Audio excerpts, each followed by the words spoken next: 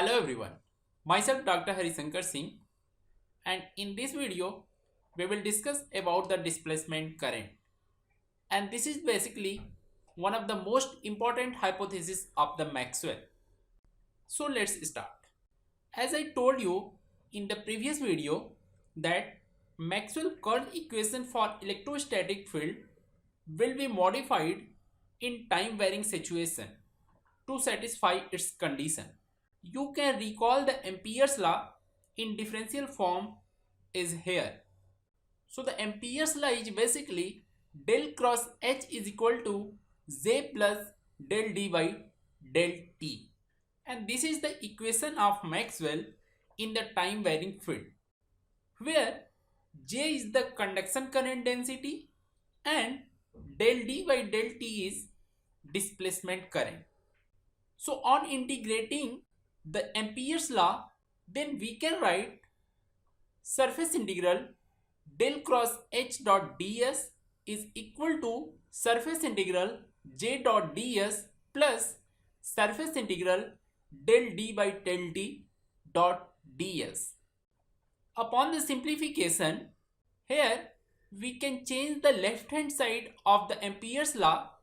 According to the Stokes theorem, we can change surface integral into the line integral. So surface integral del cross H dot ds can be written as line integral H dot dl over contour C, and this will be equal to IC plus surface integral del D by del T dot ds, where IC is conduction current and the second term has the unit of the current. Del D by del T is the basically has the unit of current because it's proportional to the time derivative of the electric flux density D, and this is also called as electric displacement, or you can say displacement current density. So based on the displacement current density, we can define the displacement current ID. And mathematically, we can write displacement current as ID is equal to surface integral ZD dot ds, where ZD is called as displacement current density and this is equal to del D by del T. So we will have displacement current ID is equal to surface integral del D by del T dot ds. After applying Stokes theorem that says to change the surface integral into the line integral, we can write surface integral del cross H dot ds is equal to line integral H dot dl over contour C. So here this is left hand side is written by applying Stokes theorem, and this is equal to IC plus ID, that means conduction current plus displacement current, and this is equal to total current I.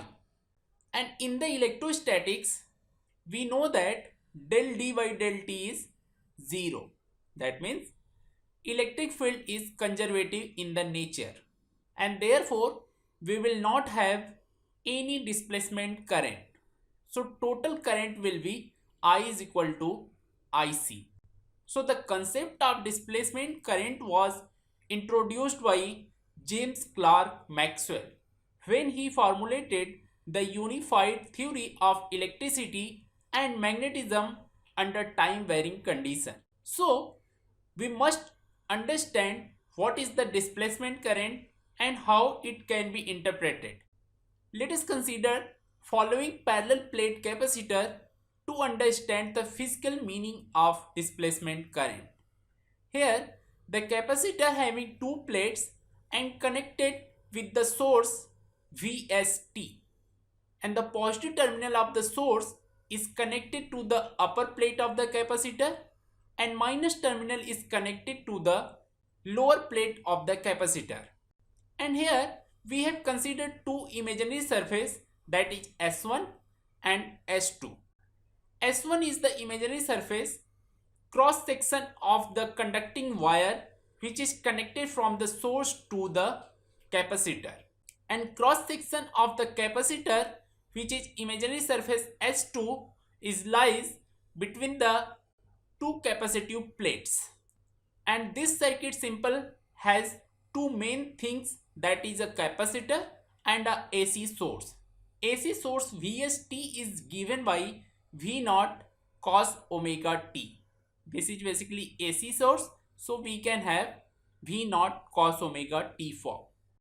And we know from the Maxwell hypothesis that the total current flowing through any surface consists in general a conduction current and a displacement current.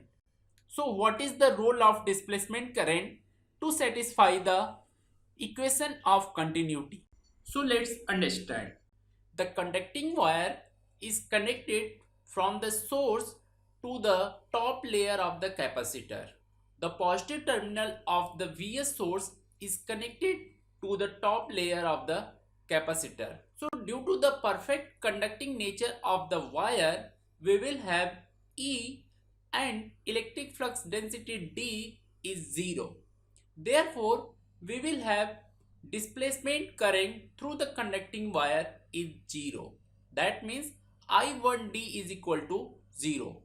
The displacement current passes through imaginary surface S1 is 0. So only we will have conduction current in that case. Therefore, we have written in the figure I1 is equal to I1C.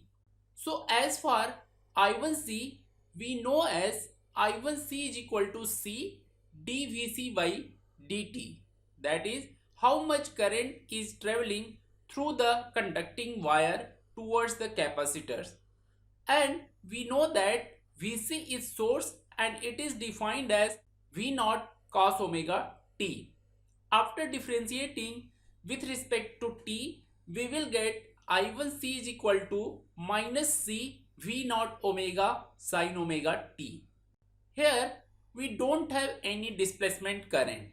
So with no displacement current in the wire which have imaginary surface S1, the total current in the wire is I1 and this will be equal to only I1C and this is equal to minus C V naught omega sin omega t.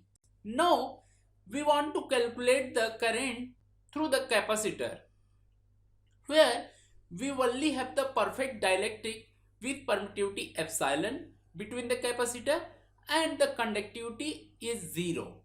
That means we only have the perfect dielectric. There are no any conducting nature in between the capacitive plate material. So that's why rho is equal to 0. If rho is 0, it shows that there will be no any conduction current through the imaginary surface S2. That's why I2C is equal to 0, because no conduction current exists if it is perfect dielectric material. To determine the displacement current through the imaginary surface 2, we need to determine the electric field first. So to calculate the electric field, we know that E is equal to AY Vc by D, where AY is the unit vector and it is directed from the higher potential plate to the lower potential plate, and Vc is the source potential, that is basically defined as V naught cos omega t, and D is the separation between two plates. So after putting the value of source voltage, we will have electric field is equal to AY V naught divided by D cos omega t.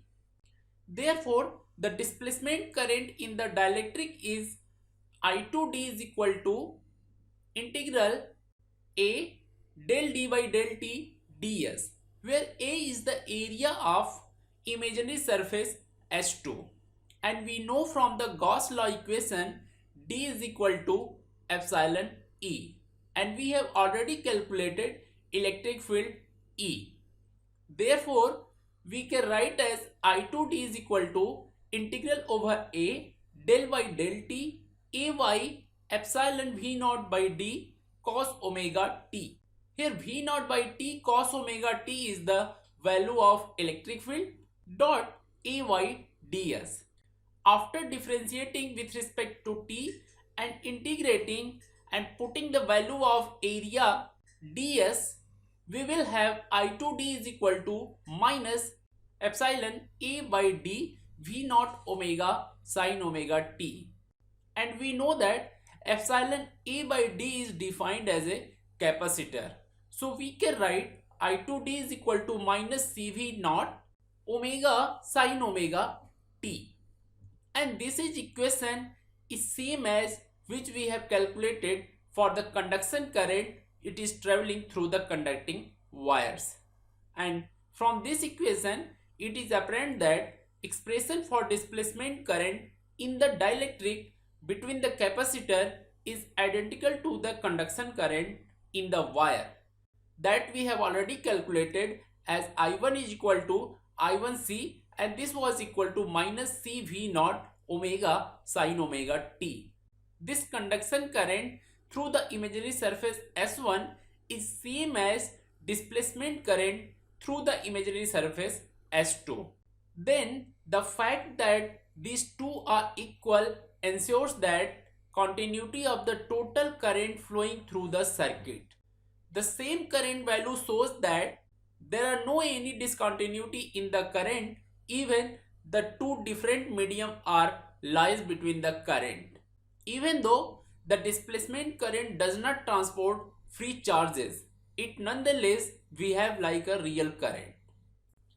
This is one of the important concept given by the Maxwell, that to follow the continuity equation at the interface, if the time varying field is applied, then we will have one more current between the conductor that is known as the displacement current. And through this displacement current, the Maxwell modified the Amperes circuital law and gives the Maxwell fourth equation, that is the Maxwell Amperes circuital law. And one important caution is that in this example we have considered the wire as perfect conductor and whereas dielectric as perfect dielectric. This is our ideal case which we have considered, but in the practical cases none of them are perfect, and therefore total current at all the time is sum of the conduction current and displacement current. After the introduction of displacement current, the Amperes law is modified by the Maxwell. So Maxwell added one more current in the Amperes law, that is known as the displacement current, and the term is added by Maxwell, that is del D by del T. So after the Maxwell hypothesis, we have the Maxwell equation in differential form and integral form. So first law of Maxwell, that is known as the Gauss law of electrostatics, that is remains same, and it is del dot D is equal to rho v. And Gauss law of magnetostatics, del dot B is equal to 0, also remains same. And Faraday's law of Maxwell says that del cross E is equal to minus del B by del T, whereas Amperes law is modified by the Maxwell, where one extra term is added by the Maxwell, that is the displacement current density, that is defined by del D by del T. So ultimately the fourth law of Maxwell says that del cross H is equal to J plus del D by del T. So in the next videos we will understand how these Maxwell equations are modified for the different medium, in the conductor, in the time varying field, in the harmonic field, and in the free space. What will be these equations? So in the next videos we will discuss about the Maxwell equations in more details. Thank you for watching this video.